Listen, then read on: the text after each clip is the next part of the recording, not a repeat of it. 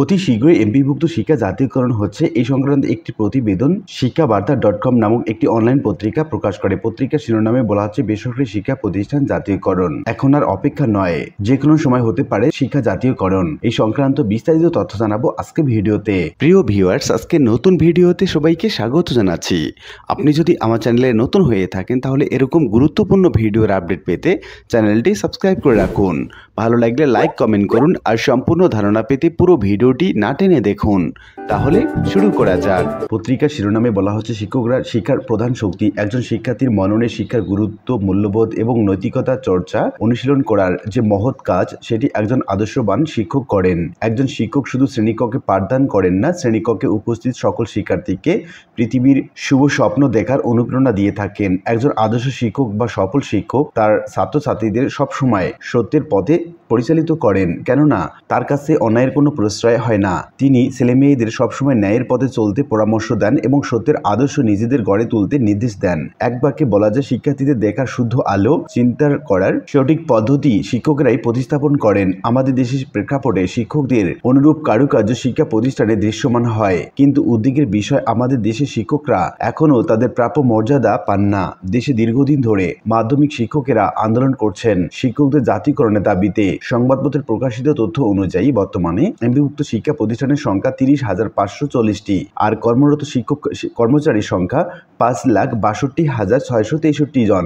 দেশে মাধ্যমিক স্তরের শিক্ষা প্রতিষ্ঠান আছে 22,000-এর বেশি। এর মধ্যে বেসরকারি শিক্ষা প্রতিষ্ঠান বাদে সরকারি শিক্ষা প্রতিষ্ঠানের সংখ্যা মাত্র 684টি। এই সকল শিক্ষা প্রতিষ্ঠানের মাধ্যমিকে শিক্ষার্থীর সংখ্যা 1 কোটিরও বেশি। তাদের বিপরীতে শিক্ষক আছেন 3.25 লাখের মতো। বেসরকারি শিক্ষা প্রতিষ্ঠানগুলো অধিকাংশ এমপিভুক্ত হওয়ায় শিক্ষকেরা সরকার থেকে বেতনের পাশাপাশি কিছু নামমাত্র ভাতা পেয়ে থাকেন। সরকারি বেসরকারি শিক্ষকদের মধ্যে বিশাল বৈষম্য, অর্থাৎ একজন সরকারি শিক্ষক পূর্ণাঙ্গ বেতন ভাতা এবং অন্যান্য ভাতা পেলেও একজন বেসরকারি শিক্ষক তেমনটি পান না। এছাড়াও শিক্ষকদের 11 দফা দাবি রয়েছে, যা নিয়ে শিক্ষকরা লাগাতার আন্দোলন করছেন। গত বছরের জুলাই মাসে 17 জুলাই 2023 খ্রিস্টাব্দ তারিখে আন্দোলনরত শিক্ষকদের উপর পুলিশ হামলা শিকার হয়ে অনেক শিক্ষক আহত এবং লাঞ্ছিত হন। শিক্ষকেরা জাতির মেরুদণ্ড, আর সেই শিক্ষককে পুলিশ দিয়ে লাঠি পেটা কিংবা লাঞ্ছিত করা খুবই নিন্দনীয় ব্যাপার। পরবর্তীতে এই ঘটনাকে কেন্দ্র করে সরকার দাবি মেনে নেয়ার আশ্বাস দিলেও প্রকৃতপক্ষে মাধ্যমিক শিক্ষা জাতীয়করণ নিয়ে স্পষ্ট কোনো বক্তব্য শিক্ষা মন্ত্রণালয় কিংবা সরকারের পক্ষ থেকে উঠে আসেনি। শিক্ষকদের ন্যূনতম এই মৌলিক দাবি সময় উপযোগী এবং যৌক্তিক। একটি গণতান্ত্রিক দেশে শিক্ষকদের সম্পূর্ণ পরিষেবার ব্যবস্থা যদি সরকার গ্রহণ না করে, এতে দেশের শিক্ষার উপর মারাত্মক আঘাত হানবে। কেননা শিক্ষকেরা যদি তার প্রাত্যহিক জীবন নিয়ে দুশ্চিন্তায় থাকেন, তাহলে শিক্ষা এবং শিক্ষার্থী নিয়ে শিক্ষকদের বিশেষ কোনো অনুরক্তি কিংবা গুরুত্ব থাকবে না, যার ফলে দেশের শিক্ষা যেমন ক্ষতিগ্রস্ত হবে তেমনি ক্ষতিগ্রস্ত হবে দেশও। বেসরকারি শিক্ষা প্রতিষ্ঠান জাতীয়করণ নিয়ে বিভিন্ন সময় বিভিন্ন কর্তব্যরত ব্যক্তিদের মতামত আমরা এখন আলোচনা করব। শিক্ষামন্ত্রী ডক্টর দীপু মনি যখন শিক্ষামন্ত্রী হিসেবে দায়িত্ব ছিলেন, তিনি বলেছিলেন, জাতীয় প্রেস ক্লাবের সামনে টানা আন্দোলনরত তৎকালীন শিক্ষামন্ত্রী ডক্টর দীপু মনি শিক্ষকদের বলেছিলেন, আসন্ন জাতীয় সংসদ নির্বাচনের আগে বেসরকারি শিক্ষকদের জাতীয়করণ সম্ভব না। তবে জাতীয়করণের বিষয়টি বিবেচনার জন্য বিশেষজ্ঞদের সমন্বয়ে আগস্টের শেষ দিকে 2টি কমিটি গঠন হবে। জাতীয় পর্যায়ে গঠিত 2টি কমিটি দেশের বেসরকারি বিদ্যালয়গুলোতে জাতীয়করণ সম্ভাব্যতা যাচাই করবে। এর মধ্যে একটি কমিটি আর্থিক সম্ভাব্যতা এবং অন্যটি প্রাতিষ্ঠানিক সক্ষমতা যাচাই করে দেখবে। তাদের প্রতিবেদনের ভিত্তিতে পরবর্তী সিদ্ধান্ত নেওয়া হবে। এবং বর্তমান সরকারের মহিলা এবং শিশু বিষয়ক প্রতিমন্ত্রী সিমিন হোসেন রিমি বলেন, তিনি বলছেন, এমপিভুক্ত শিক্ষা প্রতিষ্ঠান জাতীয়করণ জরুরি জানিয়ে মহিলা এবং শিশু বিষয়ক প্রতিমন্ত্রী সিমিন হোসেন রিমি বলেন, এমপিভুক্ত স্কুল কলেজ সরকারি টাকা পাচ্ছে, আর একটু বেশি খরচ করে এসব প্রতিষ্ঠানকে জাতীয়করণ করা যেতে পারে। বিষয়টি বিবেচনায় নিয়ে শিক্ষামন্ত্রীর প্রতি অনুরোধ জানান তিনি বলেন, বেসরকারি শিক্ষা প্রতিষ্ঠানের প্রধান শিক্ষক, সহকারী প্রধান শিক্ষক এবং 4র্থ শ্রেণীর কর্মচারী সরকারিভাবে নিয়োগ হওয়া উচিত। এখন শিক্ষক নিয়োগ হচ্ছে এনটিআরসির মাধ্যমে। চাহিদা দিলে 2 বছর লেগে যাচ্ছে শিক্ষক দিতে। ম্যানেজিং কমিটির বেশিরভাগই স্বজনপ্রীতি করে।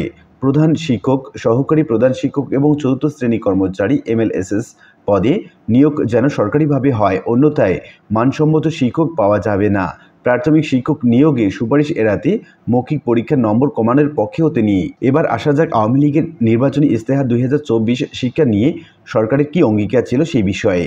সংবিধানের 17 নম্বর অনুচ্ছেদে শিক্ষা নীতির লক্ষ্য অনুযায়ী বর্ণিত হয়েছে যে রাষ্ট্র ক একই পদ্ধতির গণমুখী এবং সর্বজনীন শিক্ষা ব্যবস্থা প্রতিষ্ঠার জন্য, খ সমাজের প্রয়োজনের সহিত শিক্ষাকে সঙ্গতিপূর্ণ করার জন্য এবং সেই প্রয়োজন সিদ্ধ করবার উদ্দেশ্যে যথাযথ প্রশিক্ষণ প্রাপ্ত এবং সদিচ্ছা প্রণোদিত নাগরিকের জন্য, গ আইনের দ্বারা নির্ধারিত সময়ের মধ্যে নিরক্ষরতা দূর করিবার জন্য কার্যকর ব্যবস্থা গ্রহণ করিবে।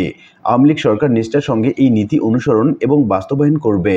তারপর বলা হচ্ছে শিক্ষার বিকাশ উন্নয়ন কর্মকাণ্ডে সামগ্রিক জাতীয় উন্নয়ন এবং দারিদ্র্য নিরসনে গতিবেগ সঞ্চার করে। এই বিশ্বাস নিয়ে আওয়ামী লীগ শিক্ষা খাতে বরাদ্দ যুক্তিসঙ্গত করবে এবং তার কার্যকর ব্যবহার নিশ্চিত করবে। বেসরকারি মাধ্যমিক শিক্ষা প্রতিষ্ঠান শিক্ষকদের বেতন সহায়তা অর্থাৎ এমপিভুক্তি কার্যক্রম সম্প্রসারণ করা হবে। প্রাথমিক এবং মাধ্যমিক শিক্ষায় নারী শিক্ষকদের অনুপাত ক্রমান্বয়ে বৃদ্ধির ধারা অব্যাহত থাকবে।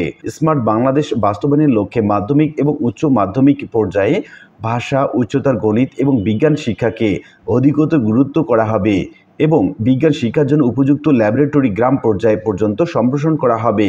মেধাবী বিজ্ঞান এবং গণিত শিক্ষার্থীদের জন্য বিশেষ বৃত্তি প্রদান করা হবে। মাদ্রাসা এবং অন্যান্য শিক্ষা প্রতিষ্ঠানে উগ্র সাম্প্রদায়িক জঙ্গিবাদী ধ্যান ধারণা প্রচার এবং জঙ্গি বাহিনী গড়ে তোলার ষড়যন্ত্রমূলক প্রয়াস কঠোরভাবে নিয়ন্ত্রণে আনা হবে। মাদ্রাসা শিক্ষাকে যুগোপযোগী করতে যথাযথ শিক্ষা পাঠ্যক্রম প্রণয়ন এবং বাস্তবায়ন করতে হাতে নেওয়া হবে নানা পদক্ষেপ। নারী শিক্ষা প্রসারের সঙ্গে সঙ্গতি রেখে উপবৃত্তি বৃদ্ধি অব্যাহত থাকবে। দরিদ্র এবং দুর্বলতা জনগোষ্ঠী সন্তানদের উচ্চশিক্ষা লাভের সুযোগ আরও প্রসারিত হবে। মাদ্রাসা শিক্ষাকে যুগোপযোগী করতে যথাযথ শিক্ষা পাঠ্যক্রম প্রণয়ন এবং বাস্তবায়ন হাতে নেওয়া হয়েছে। নারী শিক্ষা প্রসারের সঙ্গে সঙ্গতি রেখে উপবৃত্তি বৃদ্ধি অব্যাহত থাকবে এবং দরিদ্র এবং দুর্বলতার জনগোষ্ঠী সন্তানদের উচ্চশিক্ষা লাভের সুযোগ আরও প্রসারিত হবে। শিক্ষকদের বেতন মর্যাদা বৃদ্ধি সহ নানা কল্যাণমুখী এবং যুগোপযোগী উদ্যোগ অব্যাহত রয়েছে। প্রাথমিক বিদ্যালয় শিক্ষকদের বেতন গ্রেড এবং মর্যাদা বৃদ্ধির কার্যক্রম উদ্যোগ গ্রহণ ক্রমে এর সিংহভাগ বাস্তবায়িত হয়েছে। এই বাস্তবায়ন প্রক্রিয়ায় সকল প্রতিবন্ধকতা দূর করা হবে। শিক্ষক, কর্মচারী এবং কর্মকর্তা নিয়োগের একমাত্র মানদণ্ড হবে মেধা, দক্ষতা এবং অভিজ্ঞতা। শিক্ষাক্ষেত্রে বিরাজমান সরকারি বেসরকারি বৈষম্য দীর্ঘদিনের কারিকুলাম, সিলেবাস, একাডেমিক সময়সূচি, প্রশ্নপত্র প্রণয়ন এবং উত্তরপত্র মূল্যায়নের ক্ষেত্রে সরকারি বেসরকারি কোনো পার্থক্য না থাকলেও আর্থিক সুবিধা পাওয়ার ক্ষেত্রে রয়েছে পাহাড়সম বৈষম্য। সরকারি একজন শিক্ষক বাড়ি ভাড়া পান মূল বেতনের 40 থেকে 45% আর বেসরকারি শিক্ষক পান মাত্র 1000 টাকা। উৎসব ভাতা সরকারি শিক্ষক পান মূল বেতনের 100 ভাগ আর বেসরকারি শিক্ষক পান মাত্র 25 ভাগ। আছে পদোন্নতির জটিলতা। বর্তমানে এনটিসি পদে নিয়োগের ক্ষমতা সরকার গ্রহণ করেছেন, কিন্তু প্রতিষ্ঠান প্রধান কিংবা সহ প্রতিষ্ঠান প্রধান পদে নিয়োগের ক্ষমতা ম্যানেজিং কমিটি আর গভর্নিং বোর্ডের হাতে থাকায় ব্যতিক্রম বাদে 10 থেকে 20 লাখ টাকা খরচ না করে কেউ নিয়োগ পান না। সংবাদপত্রে প্রকাশিত তথ্য অনুযায়ী বর্তমানে এমপিভুক্ত শিক্ষা প্রতিষ্ঠানের সংখ্যা 30,540টি আর কর্মরত শিক্ষক কর্মচারীর সংখ্যা 5,62,663 জন। এই সংখ্যক অর্ধেকই সীমাবদ্ধ না রাখতে পারলেও বেসরকারি শিক্ষা প্রতিষ্ঠানের জনবল কাঠামো এবং এমপিভুক্ত নীতিমালা প্রণয়নে দূরদর্শিতা থাকলে এই সংখ্যা 2/3 রাখা সম্ভব ছিল। শিক্ষকরা বলেন, প্রতিষ্ঠানের ফান্ড এবং শিক্ষার্থীদের বেতন সরকার নিয়ে যদি শিক্ষা জাতীয়করণ করা হয় তাহলে সরকারের কোনো বাড়তি আর্থিক চাপ সহ্য করতে হবে না। অন্যদিকে শিক্ষামন্ত্রীও বলেন, সরকার প্রতিষ্ঠানের আয় থেকে কোনো অর্থ নেওয়া হয় না। প্রশ্ন জাগে, শিক্ষকরা কেন প্রতিষ্ঠানের আয় সরকারকে দিতে চান? তারা কেন প্রতিষ্ঠানের আয় সরকারের মাধ্যমে নিতে চান? কারণ একটাই, হাতে গোনা ব্যতিক্রম বাদে প্রতিষ্ঠানের আয় তাদের নিয়ন্ত্রণকারী কর্তৃপক্ষ হিসেবে যারা আছেন তারা লুটপাট করে। এর জন্য শিক্ষকরা জাতীয়করণের মাধ্যমে প্রকারান্তরে নিয়ন্ত্রণকারী কর্তৃপক্ষের বদল চান এবং এমপিভুক্ত প্রথা থেকে বেরিয়ে আসতে চান। প্রধানমন্ত্রী শেখ হাসিনা গত 15 বছরে বাংলাদেশ বিশ্বে নতুন উচ্চতা পেয়েছে। হোয়াইট হাউসের নিয়মিত ব্রিফিংয়ে বাংলাদেশ নিয়ে প্রশ্ন আসে, তার জবাবও দেয়া হয়েছে। বিবিসি, CNN সহ আন্তর্জাতিক মিডিয়া বাংলাদেশ নিয়ে খবর প্রকাশ করে। বাংলাদেশ ঘুরিয়ে দাঁড়িয়েছে। সমৃদ্ধ অর্থনীতি এই জনপদ নতুন পরিচয় বহন করছে বিশ্ব মোড়লদের কাছে। এখন আর কেউ বাংলাদেশকে তলাবিহীন ঝুড়ির দেশ বলে না, বরং প্রশংসা করে বাংলাদেশের উন্নতির সমৃদ্ধির প্রশংসা করে। সারা দুনিয়ার ক্ষমতাবানদের চোখে তিনি এখন আগ্রহের কেন্দ্রবিন্দু। তার বক্তব্য, বিবৃতি বিশ্ব রাজনীতিবিদরা গুরুত্বের সঙ্গে নেন। প্রধানমন্ত্রী শেখ হাসিনা আইনের শাসন প্রতিষ্ঠা এবং দুর্নীতির বিরুদ্ধে জিরো টলারেন্স করেছেন। প্রধানমন্ত্রী শেখ হাসিনা সেদিকে জোর দিয়েছেন। আমরা বিশ্বাস করতে চাই আগামী 4.5 বছর নিজের অসমাপ্ত উন্নয়ন কাজগুলো সমাপ্ত করার পর এই দেশ আরেক ধাপ এগিয়ে যাবে। উল্লিখিত আলোচনা থেকে আমরা এটুকু বলতে পারি, যেহেতু দেশ এগিয়ে যাচ্ছে এবং বিশ্ব রাজনীতিতে বাংলাদেশ একটা গুরুত্বপূর্ণ জায়গা দখল করে আছে, আর সেদিক থেকে বিশ্ব মান নির্ভর করে এবং স্মার্ট বাংলাদেশ গড়তে শিক্ষকদের জন্য স্মার্ট বেতন কাঠামো যেমন তৈরি করতে সরকার এগিয়ে যাবে, ঠিক তেমনি শিক্ষা জাতীয়করণ, যেটা শিক্ষকদের জন্য একটি দীর্ঘদিনের প্রতীক্ষার একটি স্বপ্ন, সেই স্বপ্ন আশা করি সরকার পূরণ করবে, এমনটাই প্রত্যাশা করছেন শিক্ষক নেতারা। আশা করি বিষয়টি বুঝতে পেরেছেন। আর আজকের ভিডিওটি এ পর্যন্তই। আশা করি ভিডিওটি আপনাদের ভালো লেগেছে। ভিডিওটি ভালো লাগলে লাইক কমেন্ট করতে ভুলবেন না। দেখা হবে অন্য কোনো ভিডিওতে। সে পর্যন্ত সবাই ভালো থাকবেন। ধন্যবাদ।